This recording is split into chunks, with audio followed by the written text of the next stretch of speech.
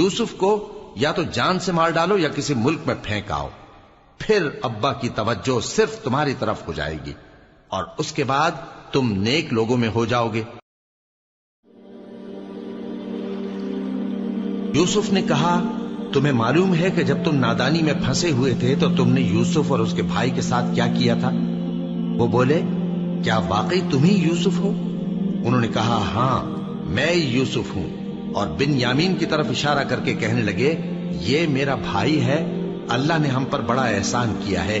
جو شخص اللہ سے ڈرتا اور صبر کرتا ہے تو اللہ نیکوکاروں کا اجر ضائع نہیں کرتا۔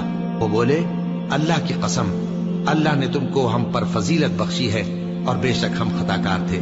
یوسف نے کہا کہ آج کے دن تم پر کوئی ملامت نہیں، اللہ تم کو معاف کرے اور وہ سب سے بڑھ کر رحم کرنے والا ہے۔